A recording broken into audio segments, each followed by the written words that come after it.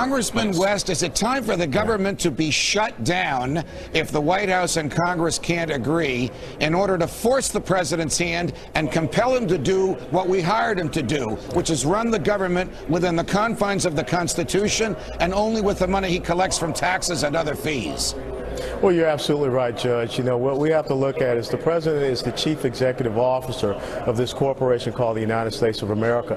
Well, you're absolutely right, Judge. You know, what we have to look at is the president is the chief executive officer of this corporation called the United States of America. Well, you're absolutely right, Judge. You know, what we have to look at is the president is the chief executive officer of this corporation called the United States of America. Because essentially, we're making issue on why you nationalize.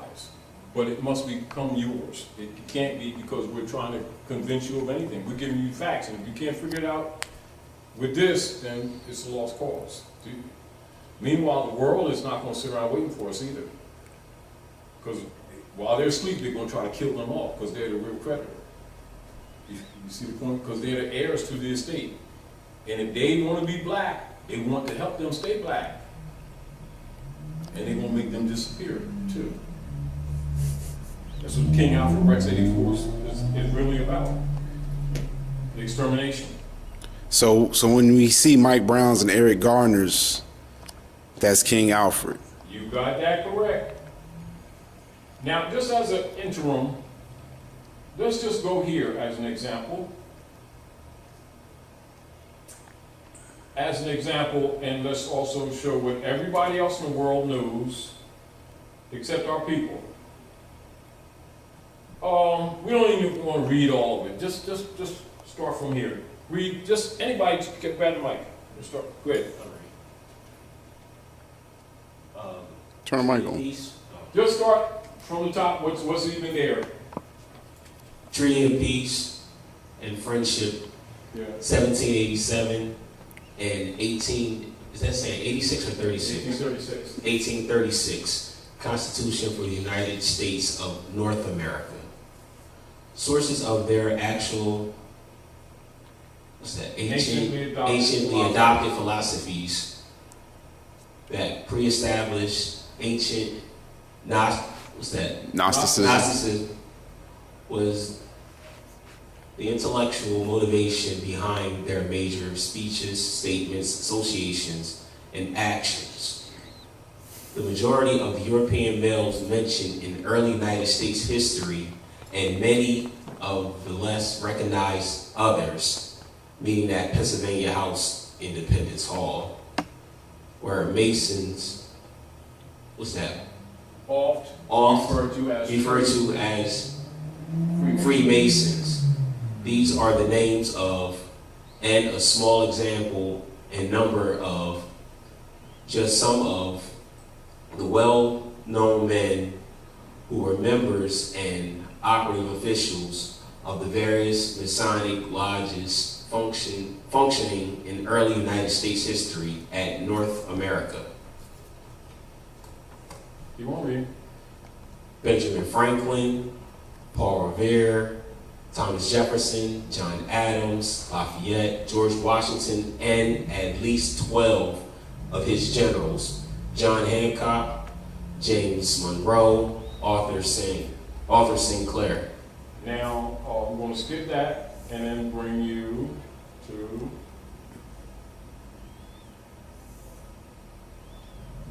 some more history, facts.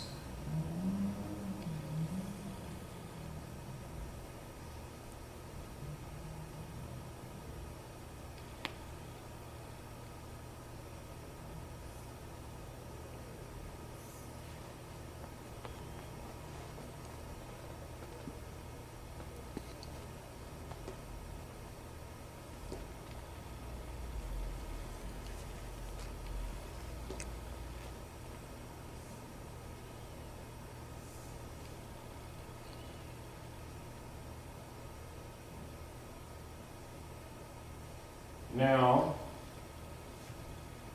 start there.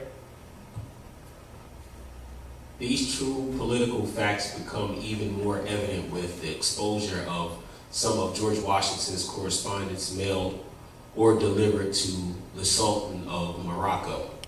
Known that the politicians, historians, sociologists, thank you, are well aware of this suppressed history, and that the general public has been, by political policies, deliberately denied open access to it.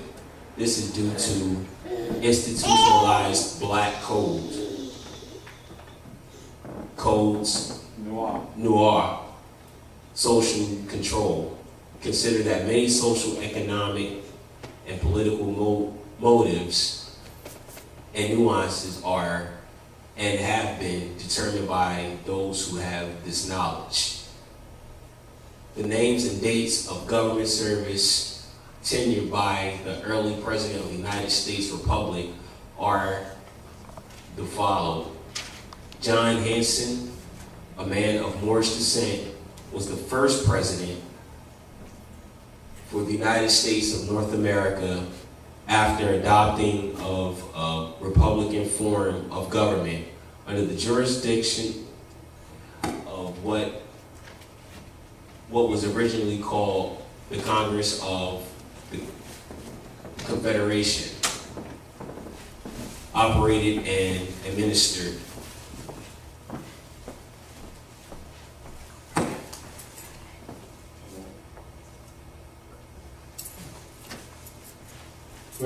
Over the United States from March 1st, 1781 AD until March 4th, 1789 AD. Richard Henry Lee. Number two. Number 3, Elias Buno. Number 4, Thomas Mifflin. Number 5, John Hancock. Number 6, Nathaniel Gorham. Number 7, Arthur St. Clair. Number 8, Cyrus Griffin. Chronological notice must be taken into account when reviewing the timeline of the Republic's president and their administration. Consider the irrefutable fact that George Washington was appointed to the presidential palace on day 30 of April 1789 AD. All of the aforementioned executive officers preceded George Washington, who was also raised a master mason. Many preserved pieces of the original artifacts, symbolic tools, Masonic regalia, and furniture, etc., used during that Masonic raising ceremony are presently preserved in the George Washington Masonic Museum, which is located at Alexandria, Virginia, Commonwealth. Now, it can be viewed today. People come from all around the world on tours to the Masonic Museum, looking at it, and our people, with all of their spirituality and metaphysical knowledge, still think that George Washington was the first president because they were told that, and the rest of the world knows he was the 9th. Which means all that current history is being suppressed from these people who think that human beings are crayons, not knowing that this is their estate. So again, we're presenting this to you informationally to reaffirm to you what everybody knows that we don't know about basic grade school civics, and we always talk about salvation and stuff, don't even know what's going on, and wonder why we continue to get played, and wonder why the rest of the world don't like black people, who swear they're so spiritual and they don't even know what the hell's in front of them, and we're arrogant with our ignorance. And they're always demanding that somebody, how come people don't talk to black people the truth? Because they're full of shit and they don't want to deal with truth. And as soon as you give them the truth, they start talking about what their religions and their beliefs are that the Europeans gave them, and talking about, well, you don't know Jesusness. My guys are better than yours, and they start that stupid crap. And logically, civilized world is not going to sit around and debate with us. They're just going to get a thick piece of plexiglass, come in the community, and get wealthy off our birthright while we sit around and talk about our idol gods that we don't know as idol gods. And ignorant and arrogant with it, and hostile when people challenge us, and judgmental because they're going to hellfire. They have no Lord of Jesus, and instead they give Reverend Jones $5 for Jesus' half, and all that stuff. They do. We have no idea how the rest of the world looks at us in our extreme ignorance because our people don't know that they're extremely ignorant. They think that their beliefs is special, personal relationship with God and type of stuff, and nobody else got God but us.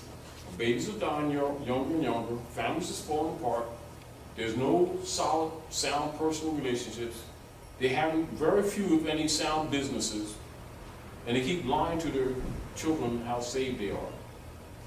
And they fund all of these spy centers in all these poor communities and lie and say they're Jesus' houses when they belong to Constantine. And the world knows that. So you got to understand that the world looks at us as traitors and hypocrites. And our people really need to know that that's how the world really sees us. But we're so, steeped in our self-pity of victimization of racism, human species.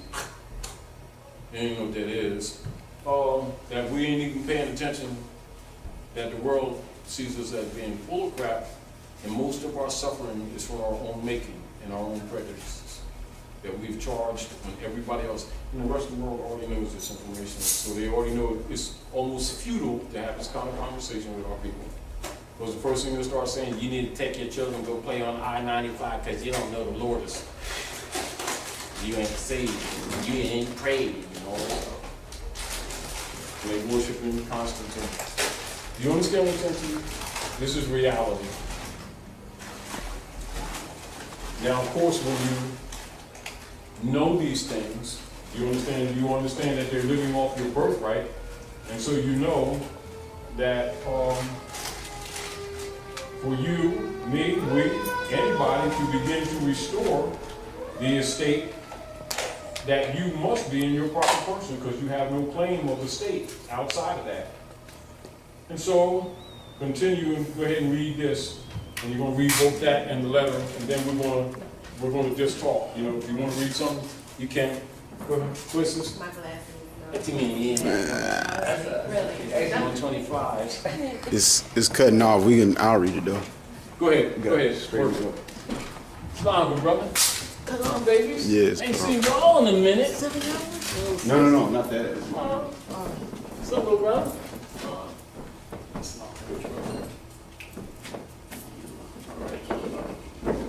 Boy, ain't seen them in a day. You know? We were 6. You were 6? Now me. You're 6 now? Amazing sister. Me. You're 8 now? Oh, you were 6 before, right? Yeah. Dear great and magnanimous friend, since the date of the letter which the late Congress by their president... note the date of the letter. Oh, yes. City of New York, December 1st, 1789. Right. Yeah. And also recognize, as we went over the preceding presidents, the charter was set forth in 81. And the scholars conveniently ignore it like it doesn't even exist so that they can make the reconstructed history and claim that he was the first president, which is a blatant lie. We'll continue. No problem. Great and magnanimous friend, since the date of the letter which the late Congress by their president addressed to your imperial majesty, the United States of America have thought proper to change their government and institute a new one, agreeable to the Constitution, of which I have the honor herewith to enclose a copy. The time necessarily employed in the arduous task and the disarrangements occasioned by so great, though peaceable, a revolution, will apologize and account for your majesty's not having received those regularly advised marks of attention from the United States which the friendship and magnanimity of your conduct toward them afforded reason to expect. Now right there, they're telling you about the fact that they owe tribute payments to the Moors. Because for hundreds of years, or almost thousands of years, Europeans in their interactions with Moors had to pay trade tariffs and pay booty and prize, or trade up their wives to get safe passage, or to get, you know, alligator skin boots and stuff like that. Moving forward, the United States having unanimously appointed, not voted, appointed me to supreme executive authority in this nation. Your Majesty's letter of August 17, 1788, which by reason of the dissolution of the late government, so they shut down, is that what you're talking about, the CNU? Government already exists. And they shut it down. Remained unanswered has been delivered to me.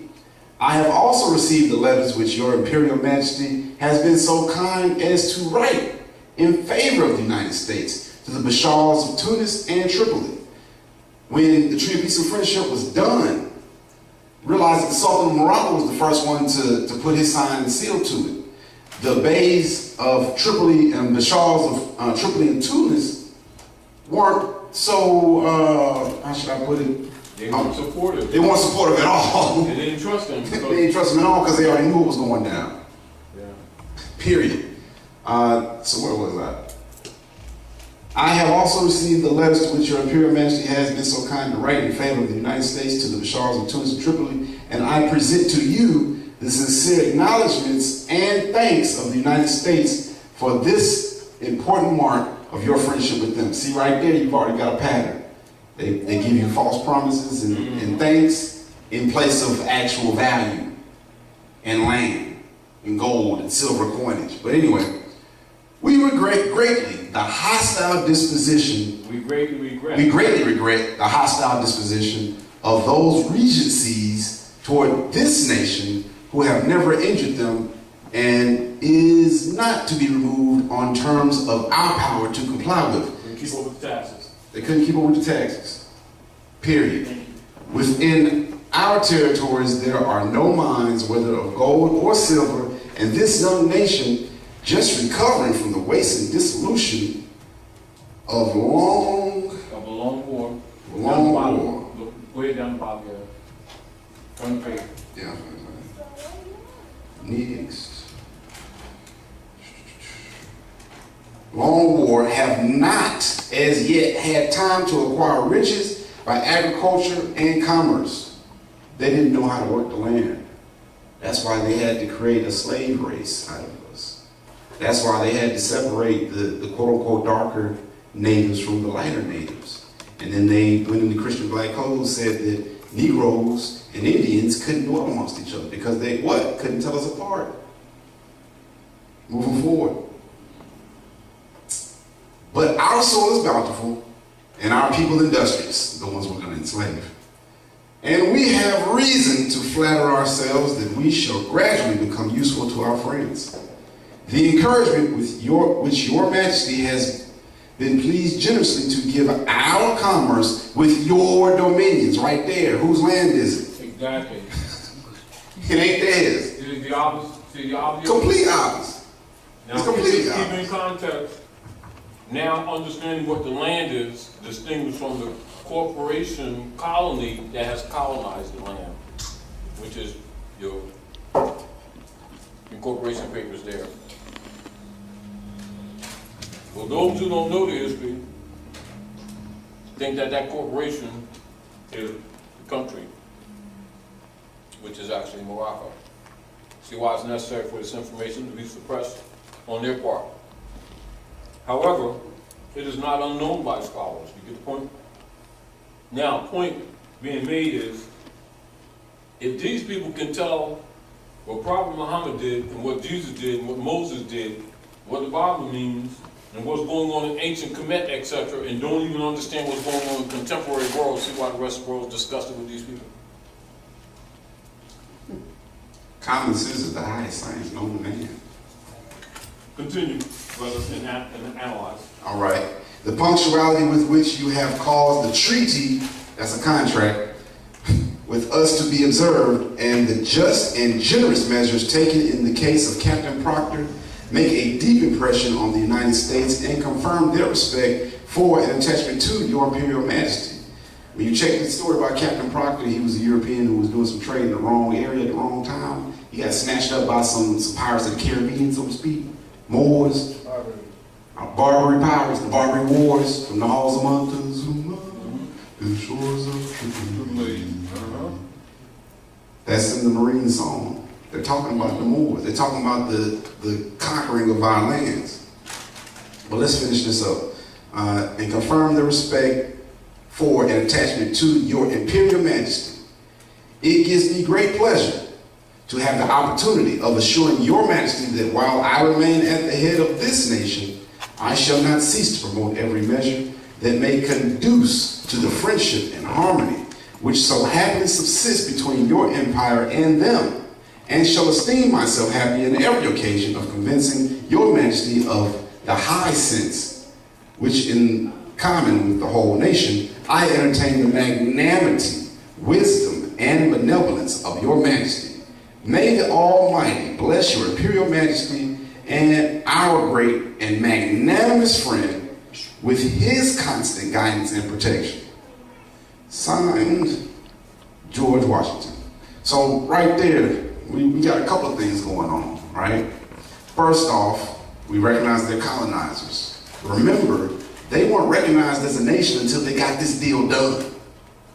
Internationally, they had no recognition. They're what we are today in our denationalized state, being stateless persons, because they were the criminals of their country.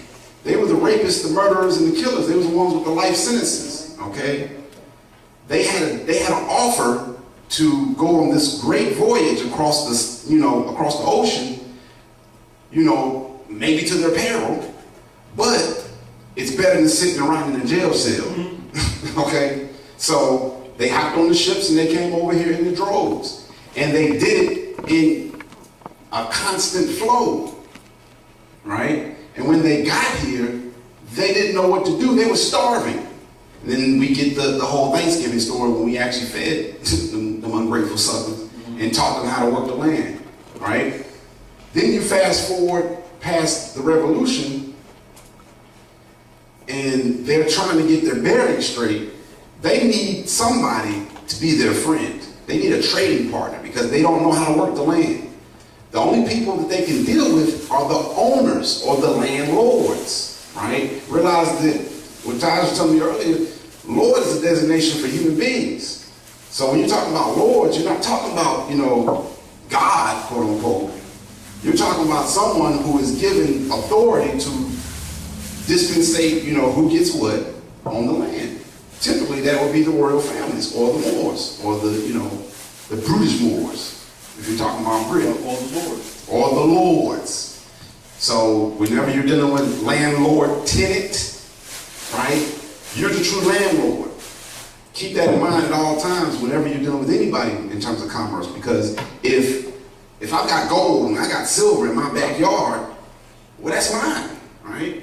Anything that you take from the land is just like you taking it from my backyard. So then if you turn around and tax me for my own stuff, what sense does that make for me to actually pay that tax without any qualification or question? It doesn't make any. Remember, common sense is the highest science known to man.